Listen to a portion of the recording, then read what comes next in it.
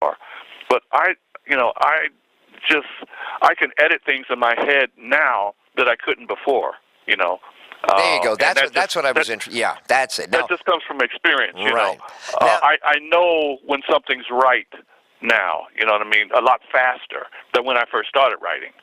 When I first started writing, it took me a little time, to work it out. Right. But as you continue to write and write and write, even the thing about lyrics, like you talked about bending a lyric here and there. You know phonetically what sounds right. You know how to take a bridge and make it work with the other verses. It's just a thing that you learn over time. That's it. And I believe that's what's priceless. That's why I find you such a national treasure. You are, all of those systems are go in you. As a modern 2013, you're still an Isley brother. Yet the world, so much has happened, has a direct line back to that specific memory when you're writing and who's that lady, legendary around the globe and every language is coming into being. You're still connected to that. You're still vitally hooked up to that creative power plant. I get all excited with you guys because it's the same thing. I remember when I first met Eric Clapton, I felt the same way. He's chatting with me and, about in the immediate, but I'm realizing where he's been and what he is. So I feel the same way when you're on the show. It's remarkable for America to be able to sit with you for a moment because you've done so. You don't have any birthday parties. You don't have any smiles. It's incalculable, isn't it? When you do the math, it is incalculable how much joy you have visited on the planet. Yeah, it's sometimes I don't realize how much time has passed. Because of how involved I am in the creative process and writing songs and recording them and to me that's a lot of fun. You know what I mean? Wow. And the time goes by so quickly. It seems like, I just saw a video of that lady that we did on Soul Train on YouTube the other day. And when I looked at it, it was like, wow, was that long ago? It just didn't seem, I had the big afro and everything. Yeah. It just didn't seem like it was that long ago. I know. Because of how much joy I get out of creating music. Do you know what I mean? Now, do you know that we used to get that from you? See, that's what we're hugging the television screen for when you're on Soul Train. We feel you through the tube, and this is what I'm saying is so magical that you're still doing it now. Now, who did you bump into in those extraordinary days, the peak of you guys, and there was such a panoply of people hitting big at the same exact moment.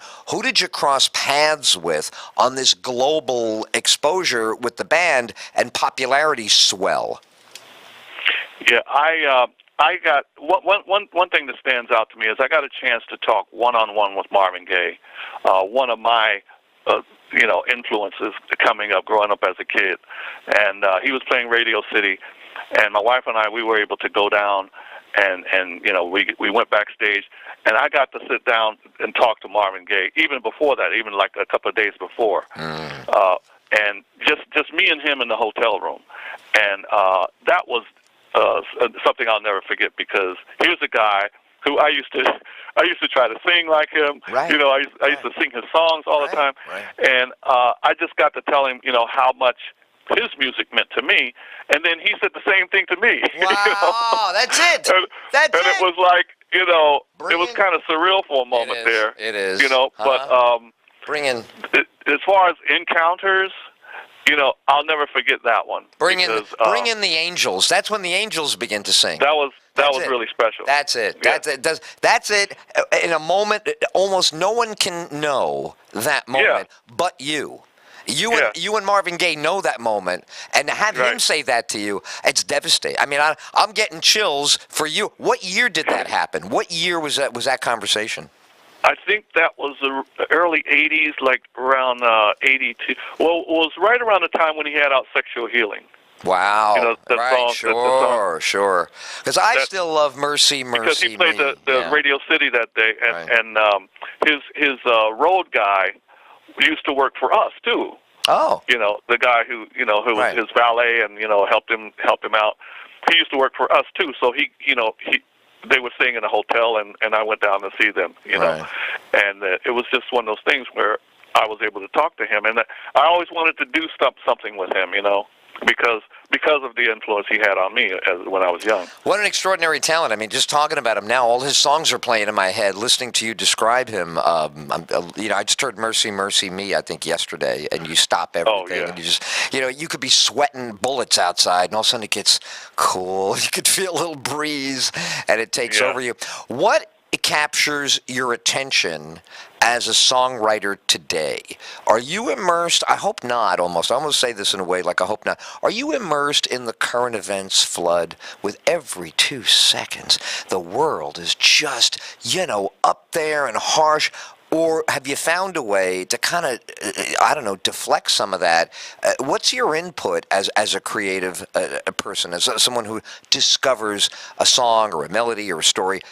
What's your input in this crazy world? Well, like you just said, a crazy world. I mean, there's just so many things that's going on, and you can't pay attention to a lot of it. You can't let a lot of it affect you. But what I do draw from it